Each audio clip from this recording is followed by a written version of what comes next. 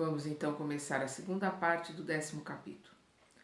Nós vimos no capítulo anterior a nossa irmã sendo obsediada por aquele que tinha sido seu padrasto, seu pai adotivo, aliás, na vida passada, que ela o assassinou. E ela tinha aceitado no plano espiritual, o roteiro dela era recebê-lo como filho. E quando ela engravidou, ela rejeitou o espírito, ela abortou, e aí a raiva, né, a revolta dele para com ela aumentou, e ele passou a obsediá-la, a vampirizá-la de uma tal forma que ela precisou ser internada no hospital psiquiátrico, e ela estava ali na casa espírita durante esse tempo de folga, que ela saiu do hospital. O marido tá levando na casa espírita para tentar acertar, tentar ver se ela melhora. Aí nós vemos aqui o Hilário perguntando para o Aulus se ela não vai ter a possibilidade de engravidar de novo. Vamos ver aqui a resposta do Aulus. Sim, concordou Aulus convicto, semelhante reconquista, né, que é de engravidar de novo, ser-lhe-á uma bênção. Contudo, pela trama de sentimentos contraditórios em que se emaranhou, na fuga das obrigações que lhe cabem, não pôde receber de pronto esse privilégio. Lembrei-me de mulheres que se fazem mães nos hospícios, mas analisando-me os pensamentos, o orientador explicou: a posição de alienada mental não lhe retira os favores da natureza, mas a crueldade meditada com que se afastou dos compromissos assumidos e imprimiu certo desequilíbrio no seu centro genésico. Ou seja, o aborto foi provocado por ela, pela sua rejeição, né, ao espírito que se aproximava. Então, o que aconteceu? Ela estava sofrendo ali as reações da ação dela. Ela teve um aborto provocado pelo pensamento, pelo sentimento, então ela afetou, ela criou uma mácula no centro genésico, né? Vamos lembrar dos nossos chakras, né? O genésico é aquele que comanda todos os órgãos internos da reprodução, tanto nos homens quanto nas mulheres. O Aulus continua aqui.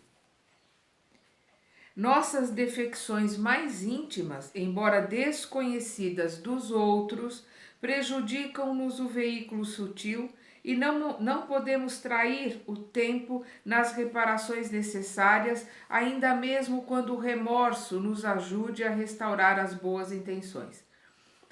A perfeita entrosagem dos elementos psicofísicos filia-se à mente. A vida corpórea é a síntese das irradiações da alma. Não há órgãos em harmonia sem pensamentos equilibrados, como não há ordem sem inteligência. É a mente que comanda o corpo, que comanda cada célula. Então, para que haja harmonia no nosso corpo físico, precisa haver harmonia mental, que é da onde vão sair os comandos, né? E embora ninguém saiba do aborto, ela, dentro dela, sabe a rejeição que ela teve ao vê-lo se aproximar para vir ser filho dela. E ela já o havia aceitado, né, como recebê-lo como filho. Então ela criou essa reação, essa raiva, essa vingança maior ainda desse espírito. Aí nós vemos o Raul tentando doutrinar esse espírito, colocando para ele perdoar, para ele relevar, tentar perdoar aquela irmã, para que ele pudesse continuar o caminho dele, o aprendizado dele. Aí ele diz que não podia, que ele não conseguiria perdoá-lo. Nós vemos aqui o André descrevendo. E à frente daquele par de espíritos sofredores no só corpo, Aulus prosseguiu esclarecendo. A fim de examinar com serenidade as agruras da obsessão na mediunidade torturada, não podemos esquecer as causas do suplício de hoje a se enraizarem nas sombras de ontem.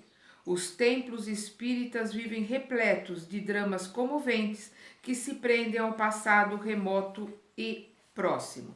Então, essa mediunidade, ela é uma médium inconsciente, está sendo torturada, porque esse espírito está usando da mediunidade dela para usar a voz dela, para agir no lugar dela, porque ela, por ser uma médium inconsciente, não lembra, não sabe o que ele está fazendo, e é óbvio, ela foi internada num hospício.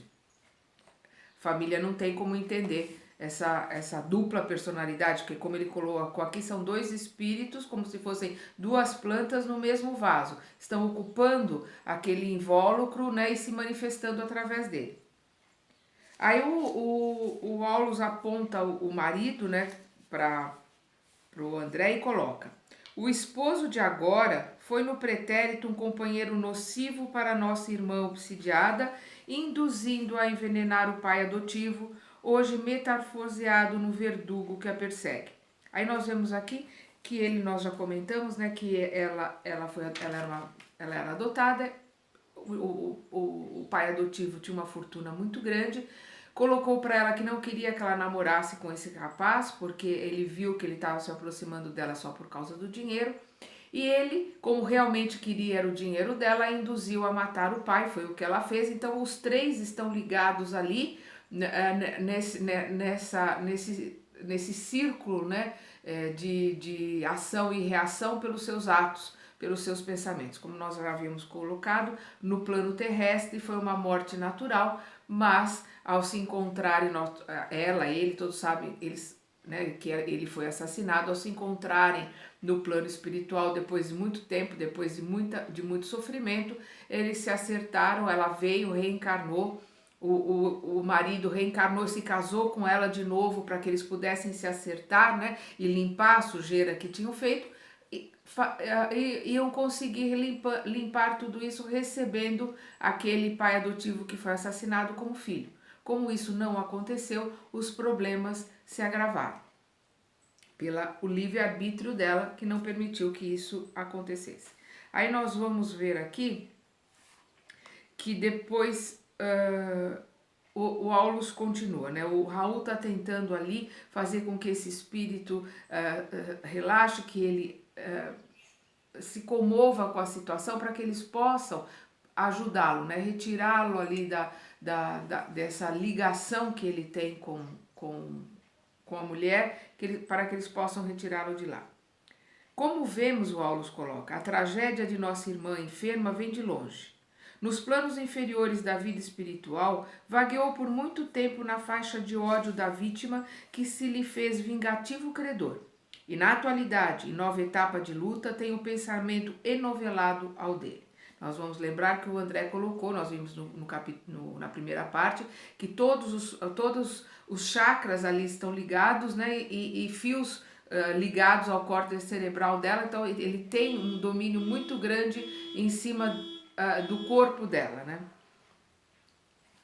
Nós vemos aqui: atravessou a infância e a puberdade, experimentando-lhe o assédio à distância, todavia, quando o inimigo de outrora reapareceu, na condição de marido atual, com a tarefa de ajudar a companheira e reeducá-la, e fraquejando nossa amiga nos primeiros tentames da responsabilidade maternal, o obsessor aproveitou-se do ascendente magnético sobre a pobrezinha, golpeando-lhe o equilíbrio. Aí nós vamos ver o Hilário perguntando: então esse nosso amigo tem o seu débito a saldar com a mulher doente. Ele está ali, não como a gente sabe, não por acaso, né? Porque ele tem o débito a saldar. Sem dúvida, confirmou Aulus com grave entorno. O poder divino não nos aproxima uns dos outros sem fins justos. De novo, não existe acaso, não existe coincidência. Existem roteiros que nós temos que seguir para podermos passar pelas nossas provas e para podermos limpar o nosso perispírito através das nossas expiações. Então, o que ele coloca aqui: o poder divino não nos aproxima uns dos outros sem fins justos. No matrimônio, no lar ou no círculo de serviço, somos procurados por nossas afinidades, de modo a satisfazer aos imperativos da lei de amor, seja na ampliação do bem ou no resgate de nossas dívidas, resultantes do nosso deliberado contato com o mal. Nossa irmã sofre os efeitos do parricídio a que se entregou pelo anseio de desfrutar prazeres que lhe desajustaram o plano consciencial, e o amigo que lhe inspirou a ação deplorável é agora chamado a ajudá-la na restauração imprescindível.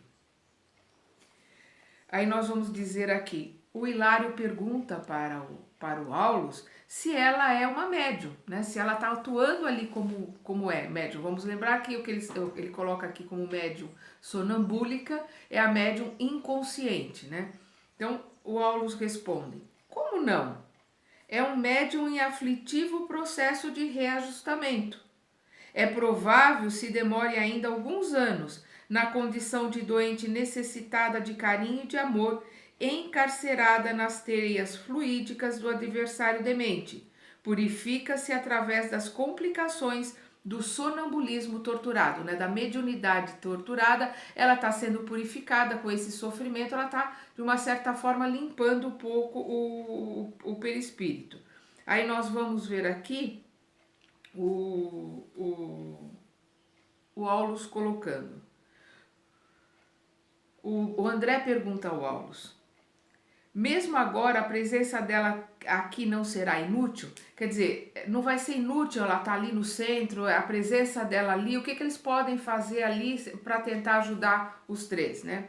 O Aulus colocou, de modo algum, acrescentou o instrutor.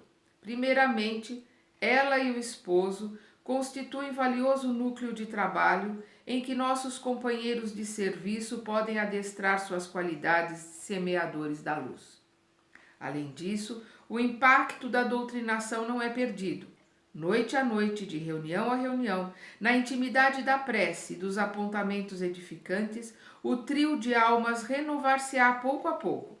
O perseguidor compreenderá a necessidade de perdão para melhorar-se. A enferma fortalecer-á em espírito para recuperar-se como é preciso, e o esposo adquirirá a paciência e a calma a fim de ser realmente feliz. Aí nós vemos que com a atuação do Raul o passe magnético, né, o plano espiritual, mais a Celina, ali fizeram com que o obsessor se acalmasse, se afastasse dela, ela se acalmou também, relaxou. Aí nós vemos o André colocando, o Aulus coloca, quando nosso irmão Clementino convocou-nos a observar o problema, indubitavelmente quis salientar os imperativos de trabalho e tolerância, compreensão e bondade para construirmos a mediunidade completa no mundo. Médiuns repontam em toda parte.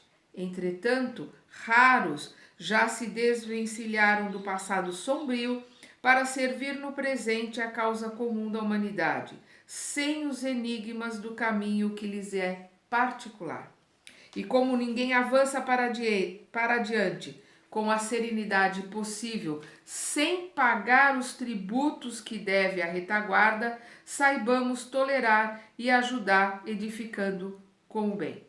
Aí nós vemos que a conversação foi interrompida porque o Aulus foi chamado para ajudar num outro caso. Então nós estamos vendo aqui o André descrevendo a mediunidade consciente, né, da Eugênia, a mediunidade inconsciente de um médium elevado, de uma médium que está na sua reforma íntima, de um espírito que já está alcançando um patamar maior, que é da Celina. Então ela, como médium inconsciente, ela domina a situação, ela ajuda aquele espírito que veio buscar ajuda com ela, e se for um espírito mais elevado do que ela relaxa para que esse espírito use a sua vestimenta, né, o seu corpo, para transmitir uma mensagem, para falar a mensagem ou para psicografar a mensagem. Normalmente nesse tipo de médium é através da psicofonia. Então nós estamos, e aqui no caso desta irmã torturada, é a mediunidade torturada, porque ele está usando da mediunidade para fazer com que ela sofra e para dementá-la. Ela está ali sendo tratada com eletrochoque, com um monte de remédios no hospital psiquiátrico, justamente por causa da mediunidade dela, que ele fala através dela, ele age através dela, então ela passou a ser uma pessoa completamente desequilibrada. Então aí nós vemos a mediunidade torturada, que é o que ele coloca aqui, o sonambulismo torturado. O sonambulismo é o médium inconsciente, é assim que o André descreve no livro dos espíritos e no livro dos médiuns, também é descrito como médium sonambúlico, e depois mais para frente nós vamos ver Leon Denis e alguns outros colocando o médium consciente e o médium inconsciente para que a gente pudesse entender de uma forma mais clara, mais prática. Então nós vamos continuar estudando no próximo capítulo com os ensinamentos do Aulos.